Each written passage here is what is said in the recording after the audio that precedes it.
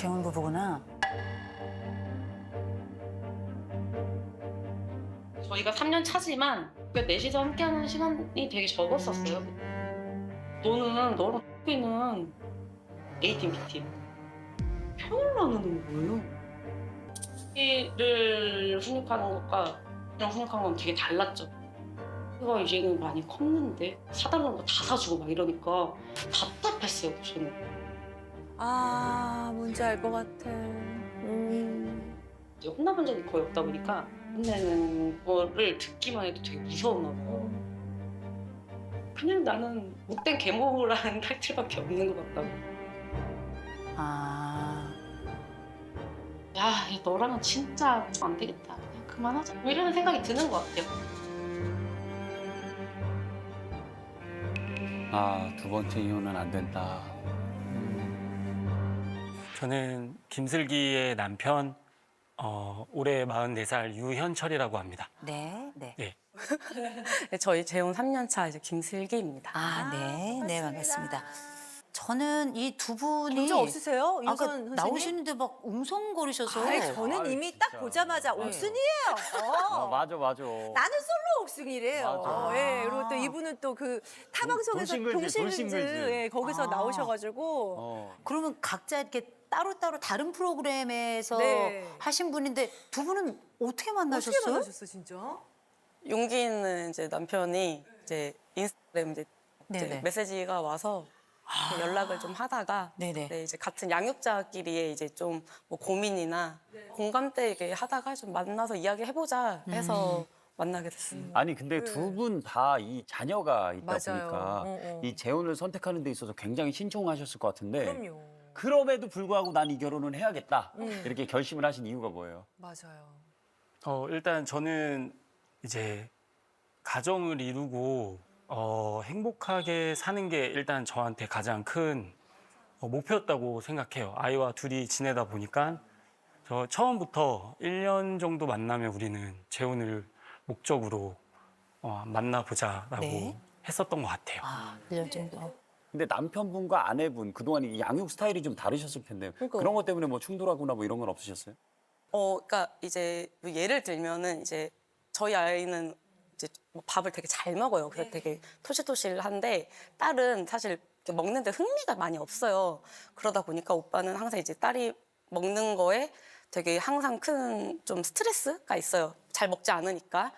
근데 저는 이제 그 나이 때면 이제 스스로 혼자 먹어야 된다라고 생각을 했는데 오빠는 아이를 뭐 따라다니면서 막 숟가락을 떠서 먹여주니까 왜 이렇게까지 해야 되지? 좀 이런 생각이 들더라고요. 그리고 식사를 다 하고 나서도 저희 아이 같은 경우는 이제 설거지통에 갖다 놓는데 이제 딸은 먹으면 그냥 바로 씩 일어나서 가버려요.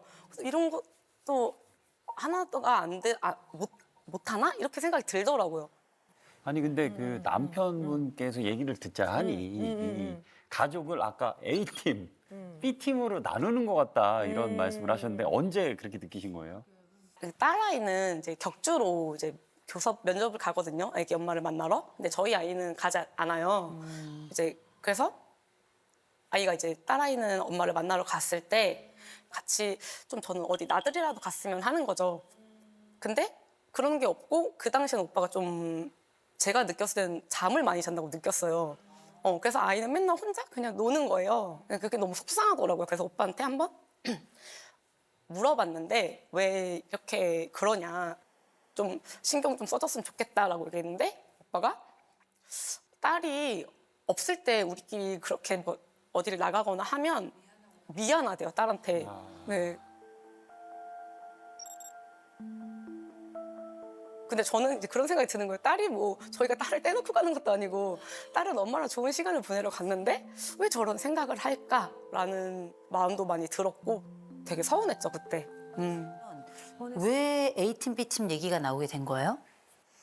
일단 저는 밖에서 이제 사업을 하고 있었거든요. 그러다 보니까 이제 늦게 들어가면 딸이 꼭 혼자 덩그러니 있었을 거라는 생각이 자꾸 생각이 들더라고요. 어느 날 이제 딸이 아들이 엄마한테 엄마라고 하는 그 단어가 자기가 되게 사무치다라고 말을 한 번 저한테 한 적이 있었어요. 그러다 보니까 제가 맡겨놨지만 가면 딸만 챙기게 되는 거예요.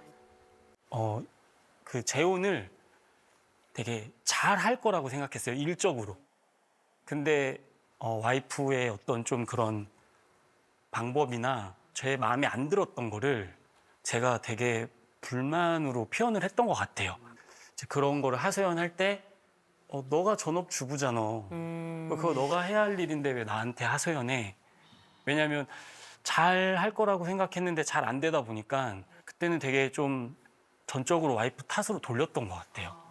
그러면 내가 생각하는 이 재혼했을 때의 아내와 엄마의 모습은 어떤 거예요? 저는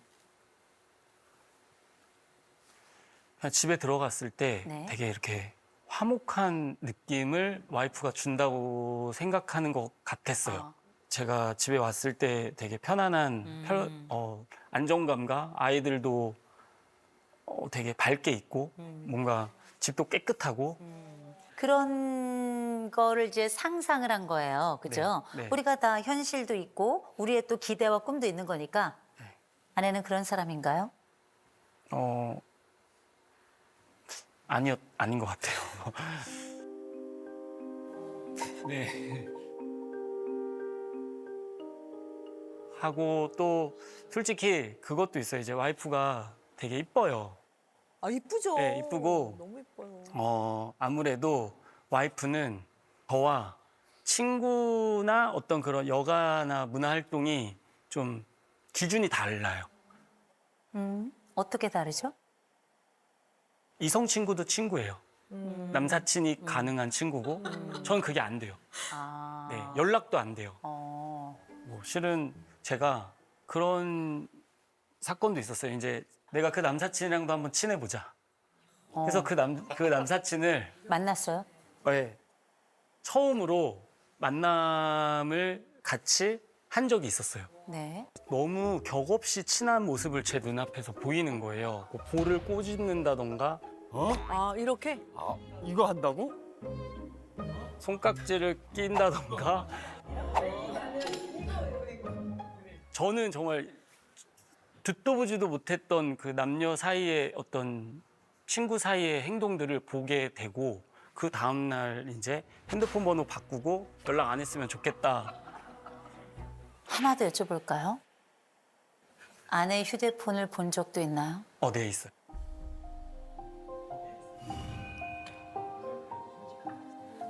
불쾌하지 않아요?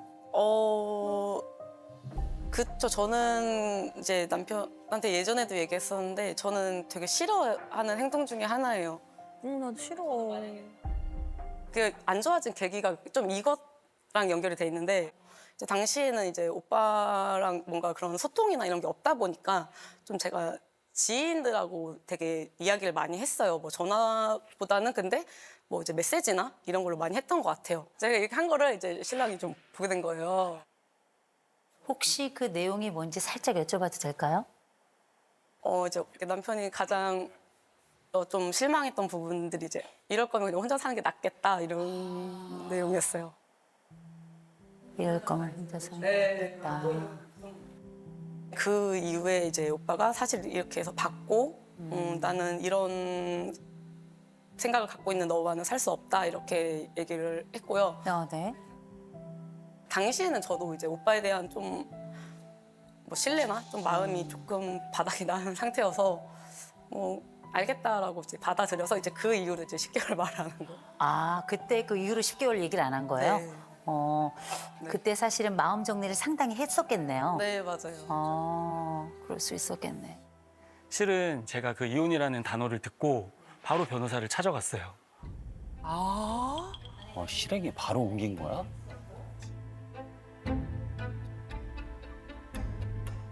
저는 소송을 하려고 했었던 거죠. 소송이라고 하는 건 재판 이혼을 하려고 했다는 거잖아요. 협의가 아니라 재판으로요? 네, 그러니까 지금 생각해 보면은 이 재혼에 문제로 먼저 싫다고 한 건 너야라고 뭔가 유책을. 유책에 대한 책임을 지라고 한 그런 감정이었던 것 같아요. 왜냐하면 되게 믿은 거에 대한 배신감이라고 생각을 크게 했던 것 같아요. 네. 근데 너무 소송까지는, 그거 아내가 알았을 때 너무 상처받았을 것 같은데요? 아니 그 변호사 선임한다고 하길래 저도 바로 변호사가 둘이 또 같이 아니, 소송할 만한 일이냐고, 맞- 이게. 배신이란 단어가 이 남편한테는 굉장히 어려운 단어예요. 왜냐하면 우리가 이 남편의 문장 완성 검사를 했어요. 그 이야기 속에 남편이 썼던 단어들 중에는 배신이란 단어가 너무 많아요.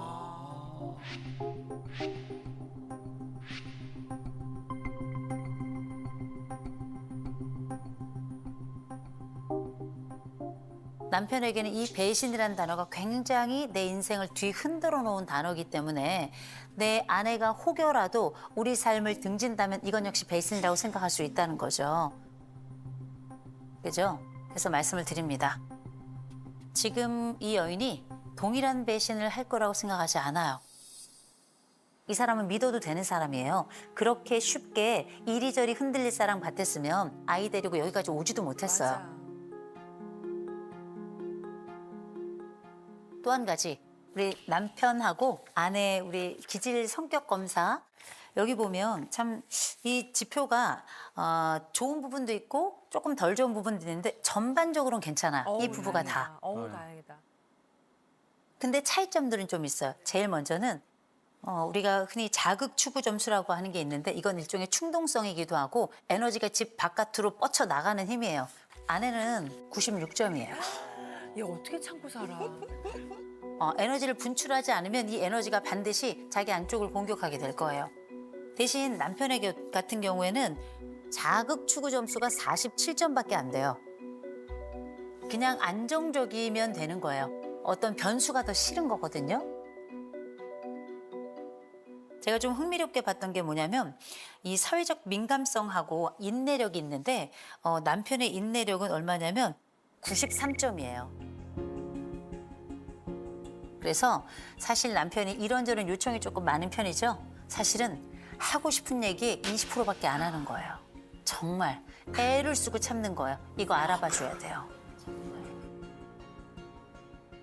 대신에 아내는 인내력이 16점이에요. 인내력이 16점이에요. 다 분출하시는구나. 16점. 네. 안 참아요.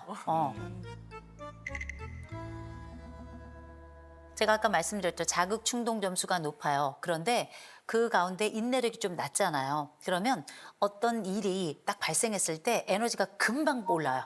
빨리빨리 해결해야 돼요. 즉석에서 해결해야 돼요. 그래서 속도가 다른 거예요. 그다음에 이 남편이 연대감 점수가 34점으로 낮아요. 그래서 자꾸 이혼을 생각했나 봐요. 그런데 아내가 연대감 점수가 74점이에요. 그래서 이 여자가 도망을 안 가요. 너무 좋아하신다. 굉장히 중요한 거예요. 오히려 도망은 남편이 더 빨리 갈 거예요. 왜냐하면 이 결혼이 유지되지 않을 것 같으면 연대감이 낮기 때문에 금방 파기할 수 있단 말이에요. 그러나 그때가 되면 그녀가 그를 설득할 거예요.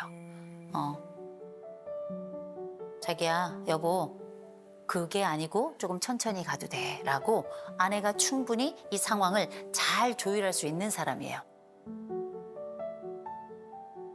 그리고 우리 집이 가지고 있는 이 복합가족의 형태는 양육의 스타일은 그냥 단일 가족이어도 안 맞아요. 엄마 아버지가 다. 그냥 우리는 복합가족이라서 조금 더 안 맞게 느껴지는 것뿐이에요. 근데 보니까 두 분이 다 링이 없더라고요, 반지가. 그래서 말씀드립니다. 하나, 반지 맞춰라. 두 번째, 그 반지 결혼식에서 꼈으면 좋겠어요. 결혼식이라고 하는 거 아무것도 아닌 것 같지만 이게 사회적 승인 과정입니다. 그리고 약조를 공공연하게 하는 거예요. 그런데 이게 사람을 더 단단하게 묶습니다. 참 놀랍게. 그렇게 우리는 가족이라는 걸 아이들도 우리도 매번 사진을 통해서 확인할 수 있는 공식적 가족이 됐으면 좋겠어요. 그리고 남편에게도 제가 좀 말씀을 드려야 될 것 같아요. 휴대폰 확인하지 말아요. 더 불안해질 거예요. 맞아. 진짜 그건 아니야. 그거 안 돼. 아내는 남사친을 만나는 것도 별로 좋아하지 않지만 그 신체 접촉은 어떤 배우자가 있어도 불쾌했을 거예요. 그건 깻잎 떼어주는 거예요. 그래서 그건 하지 않았으면 좋겠어요. 둘 간의 다툼은 있을 수 있지만 남편을 배신하는 일, 이 일은 있을까요, 없을까요? 없어요. 이제는 없을 거예요. 없을 거예요. 그죠? 남편이 듣도록 얘기해 줘야 돼요. 남편에게 눈 바라보고 난 당신 배신하지 않아. 난 당신 사랑하며 살 거야. 얘기 한번 해주셔야 될 것 같아요. 배신하지 않을 거야. 많이 사랑하면서 살자. 고마워. 야.